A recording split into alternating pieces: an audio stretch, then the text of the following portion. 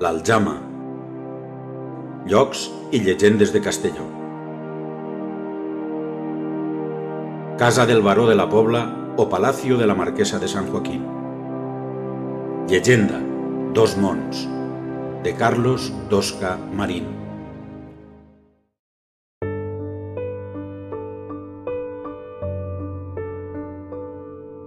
Em conten que així va acabar els seus dies el famós astrònom Pierre Méchain fa quasi un segle, poques dècades abans que Napoleó envaïra esta terra de bojos i la consideració cap als meus compatriotes caiguera a mínims. Esta edificació, des de l'exterior, només es fa notar per la seva grandària. A París no passaria de semblar la casa d'un assaonador vingut a més o d'un pelleter caigut en desgràcia. En este poble d'esparracats sobreïx per comparació. Això sí, veig una certa dignitat en les peces de ceràmica que voregen el vestíbul, ja a l'interior de la casa, i en les escales d'estil imperial, rematades amb una porta decorada en excés. Potser també salvava el frondós jardí interior, bigarrat de llimeres i cossiols de flors, un lloc que ha de resultar fresc i acollidor en el període més tòrrid de l'estiu. La resta respira presumptuositat provinciana, barroc recarregat, buit ostentós. Parle amb un tal Frederic, baró de la Pobla, l'orgullós amo de la casa al mig d'este poble brut i endarrerit. La seua veu s'ompli d'una afabilitat excessiva que em molesta. Ha fet vindre a diversos insignes conciutadans que em recorden un ramat d'ovelles per a conèixer-me i de partir amb mi. Les seues paraules, dubtosament traduïdes, sospite, pel meu anfitrió, denoten, en general, la falta de cultura d'esta gent. Els espanyols saben més de donar garrotades entre ells que de qualsevol altre art. El sent parlar i, malgrat no entendre les paraules, note la seva arrogància, la seva visceralitat provinciana en cada expressió.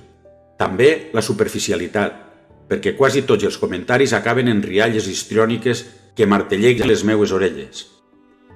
La curiositat m'ha portat ací, i la casualitat ha fet que haja parat en esta casa.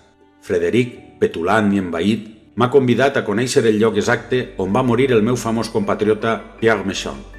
Soc aficionat a l'astronomia i sé de les aportacions d'eixe home, amic personal ni més ni menys que de Charles Messier.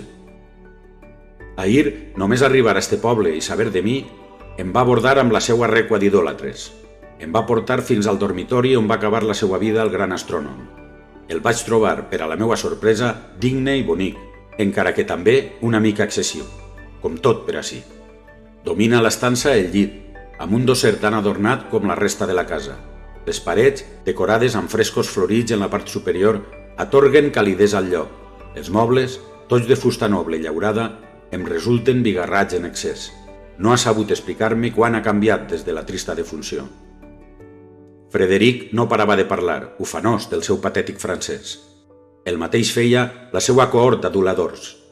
Semblaven vespes intentant cridar l'atenció d'una flor. I supose que jo era la flor, per al meu avorriment i a vegades exasperació. Quan vaig anunciar que marxava a punta del dia de l'endemà, em van convidar a prendre un refrigeri al jardí de la casa.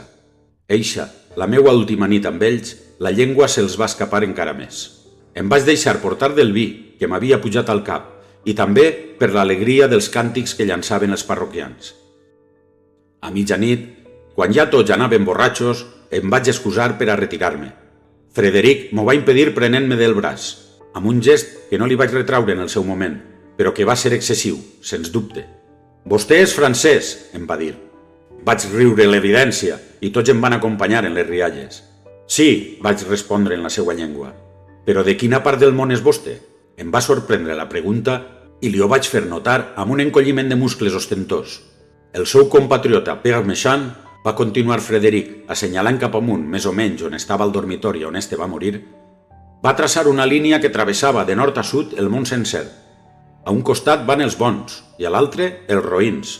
Com diu, es van apagar els meus riures. Sí, el seu compatriota va determinar la dualitat del món expressada en el terreny físic. La bondat i la maldat, el cel i l'infern, els àngels i els dimonis, el foc i l'aigua. Va fer els càlculs pertinents i va traçar la línia que divideix. Pierre Méchain, vaig tratar d'aclarir, al costat d'uns altres, van traçar l'anomenat meridià zero, per a Frederic va donar un colp amb el puny en la taula.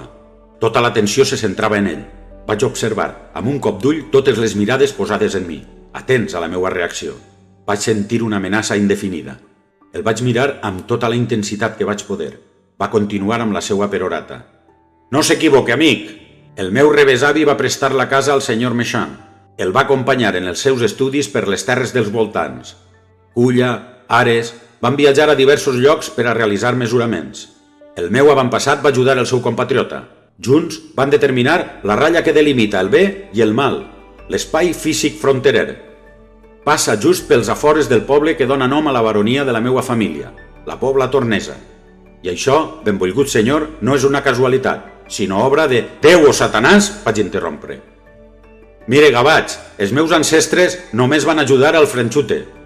Comença vostè a ofendre'm amb els seus apel·latius cap a la meua pàtria. Frederic es va alçar, com disposat a reptar-me. Els seus acòlits semblaven divertits, sense deixar de resultar amenaçadors. Méchain, en els seus últims dies de vida, a l'habitació que li he mostrat, va revelar al meu besavi, rebesavi, vaig matisar. Rebesavi, que em fa vostè perdre el fil. Vaig voler dir-li que el vi i l'estupidesa eren els causants, però vaig callar la impertinència.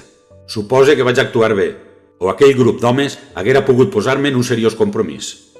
El Franchute, mentre moria, li va revelar al meu rebesavi, Faust, que ells havien determinat que el món estava dividit, partit en dues meitats, que ell va fer els càlculs i que la línia que el dividia passava per... I d'acord, va citar un munt de llocs, entre d'altres la Pobla Tornesa, que, com li he dit, dona nom a la baronia. Ací tothom sap això. Pregunte al carrer si no em creu.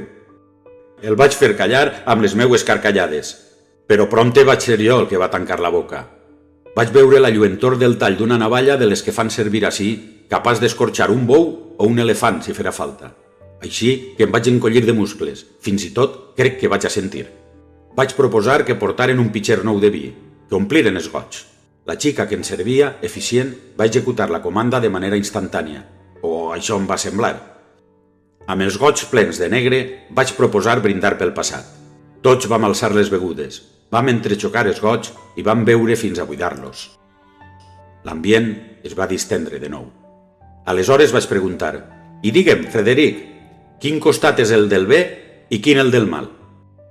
«Ah, amic meu, això no se sap. Per a determinar-ho fan falta nous càlculs.